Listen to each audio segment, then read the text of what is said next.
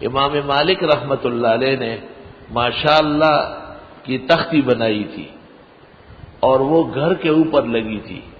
فرماتے تھے میں اپنے گھر کو جنت کا باغ سمجھتا ہوں، خواہش ہے کہ دیر تک میرا گھر سلامت رہے.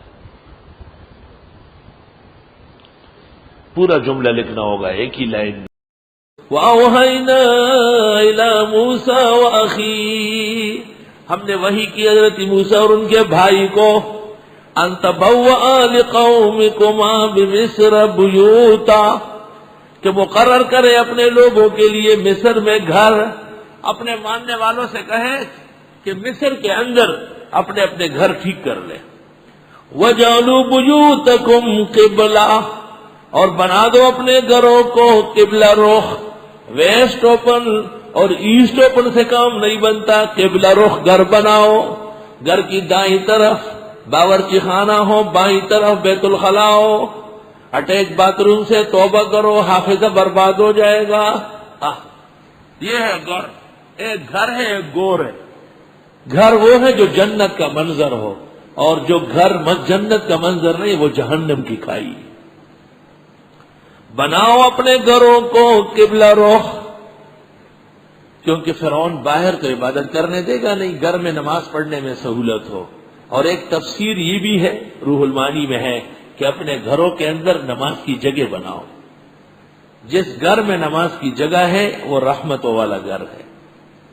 ٹی وی لانچ موجود ہے، فلاں لانچ موجود ہے، فلاں بدماشی کی جگہ. نماز جی کہیں بھی پڑھ لیں، کہیں پڑھ لیں، اور نماز کی جگہ ہو جہاں خواتین رمضان میں اعتکاف کرنے بیٹھ جائے، متعین مقام ہو، بہترین وضو خانہ ہو، شاندار صاف ستھری جگہ ہو، قرآن مجید دین کی چند کتابیں قریب میں رکھی ہوئی ہو. آدمی تسلی سے سنت نفل پڑھ کر بیٹھ جائے، اللہ سے اپنی بندگی راز و نیاز کرے. وہ آؤ تفسیر پڑھو، تمہیں گھر اور گھر بنانے، گھر میں رہنے اور لوگوں کو بلانے اور گھر کو جنت بنانے کا طریقہ آ جائے گا. اور بناؤ اپنے گھروں کو قبلہ رخ. احسن المدارس کچھ ججز آئے تھے، عثمان علی شاہ محتسب اعلیٰ تھا پاکستان کا. تو ایک جج نے کہا کہ عمارت بڑی اچھی ہے لیکن ٹیڑھی ہے، اس طرح میں نہیں. مزمل بھائی صاحب تھے، انہوں نے کہا نہیں قبلہ رخ ہے. اچھا معافی چاہتا ہوں، ساری معافی چاہتا ہوں. ان غریبوں کے پاس ایسٹ اوپن اور ویسٹ اوپن کے علاوہ کوئی اور عقل ہے ہی نہیں. مزمل بھائی نے کہا یہ قبلہ رخ ہے کہ اگر رش ہو گیا، مسجد میں جگہ تنگ ہو گئی یا وہاں صفائی ستھرائی ہو تو یہاں جماعت کھڑی ہو کہ مکمل جماعت ہوگی. الحمدللہ تمام کمرے، تمام ادارہ اس طرح سے بنا ہے کہ اس میں جماعت آرام سے ہو سکے. اور بناؤ اپنے گھروں کو قبلہ رخ. کبھی کبھی لوگوں کے مال میں تکلیف شروع ہو جاتی ہے، کاروبار بند ہونے لگتا ہے، روزگار کی کچھ نقصانات شروع ہو جاتے ہیں. حدیث شریف میں ہے کبھی اللہ مال لے لیتا ہے، جان چھوڑ دیتا ہے. معلوم ہوا کہ تکلیف اور مصیبت اس شخص پر یا اس کی آل و اولاد پر آ رہی تھی، اللہ تعالیٰ نے اس کو ٹال لیا. مال کیا ہے؟ المال غاد دن ورائے ہو، مال صبح و شام آتا جاتا ہے. پشتو میں کہتے ہیں کہ مال کیا ہے؟ یہ تو تلوے کا میل ہے، ہاتھ کا میل. مال تو آتا جاتا ہے، زیادہ ہو یا کم ہو، انسان جب تک رہے گا کچھ نہ کچھ پاس رکھے گا. لیکن اس کی زندگی، اس کی اولاد، اس کے اعزاء، اس کے گھر بار کی عزت و شرف، اس کا باقی رہنا بہت ضروری ہے. اس سے یہ مسئلہ پیدا ہوا کہ وقت بر وقت، وقت بر وقت کہو، وقت بے وقت مت کہو. وقت بر وقت مناسب اوقات میں کبھی آپ کی ضرورت کے لیے، کبھی دین کی ضرورت کے لیے صدقات مالیہ کیا کرو، مال صدقہ کیا کرو. قرآن کریم کی ایک آیت میں ہے کہ کفار اپنے گھر کے دشمن ہوتے ہیں، تو اس سے استدلال کیا جاتا ہے کہ مومن کو اپنے گھر سے محبت ہوتی ہے.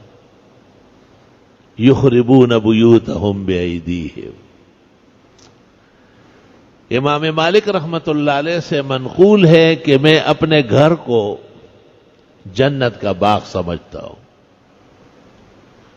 اور قرآن کریم میں ایک شخص کے باغ ہلاک ہو چکے تھے، تو حق تعالیٰ نے فرمایا لولا اذ دخلت جنتک قلت ما شاء اللہ، کیوں ایسا نہیں ہوا کہ باغ میں آتے وقت آپ ما شاء اللہ لا قوت الا باللہ پڑھ لیتے تو باغ ہلاکت سے بچ جاتے۔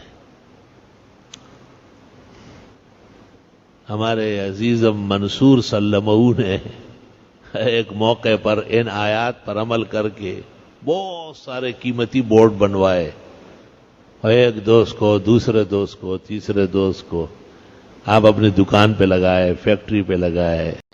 امام مالک رحمت اللہ علیہ نے ماشاءاللہ کی تختی بنائی تھی اور وہ گھر کے اوپر لگی تھی۔ فرماتے تھے میں اپنے گھر کو جنت کا باغ سمجھتا ہوں، خواہش ہے کہ دیر تک میرا گھر سلامت رہے۔ پورا جملہ لکھنا ہوگا ایک ہی لائن میں، ماشاءاللہ لا قوت الا باللہ، بس یہی ہے آیت میں۔ بنی اسرائیل کی گائے نہ بناؤ اسے۔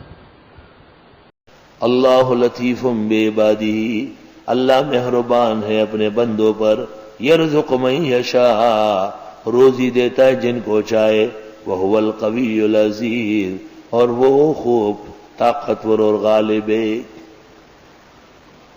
سید الطائفہ شیخ و مشائخ دیوبند حضرت حاجی امداد اللہ مہاجر مکی رحمت اللہ علیہ فرماتے تھے کہ یہ آیت اگر فجر کی نماز کے بعد اسی قاعدے پر بیٹھ کر نشست نہ بدلے، 70 مرتبہ ہاتھ کے پوروں سے پڑی جائے بلا ناغہ، کبھی بھی ناغہ نہیں ہوگا، تو اللہ کبھی بھی رزق کی تنگی نہیں دکھائے گا۔ وَهُوَ مُجَرَّبٌ وَمُشَاهَدٌ، الحمدللہ، بالکل پکا مجرب ہے۔ اور باتوں کی بھی نیت کی جا سکتی ہے۔ من کان یرید حرث الآخرہ، جو چاہتا ہو آخرت کی کھیتی، نزد لہ فی حرثہ، ہم بڑھا دیں گے اس کی کھیتی میں۔ ومن کان یرید حرث الدنیا نؤتیہ منہا، اور جو چاہتا ہو دنیا کی کھیتی اس کو اس میں سے دے دیں گے۔ آخرت کے لیے کا نزد اور اس کو کا نود، وہ دے دیں گے۔ وما لہ فی الآخرۃ من نصیب، ان کا آخرت میں حصہ نہیں ہوگا۔ ام لہم شرکاء، آیا ہے ان کے معبودان، ان کی درگاہیں، شرعوا لہ من الدین، جنہوں نے۔ السلام علیکم جی دوستو، آپ نے دیکھا اور سنا شیخ مفتی ظہور علی خان رحمۃ اللہ علیہ کو کہ شیخ مفتی ظہور علی خان رحمۃ اللہ علیہ کیا بیان فرما رہے تھے۔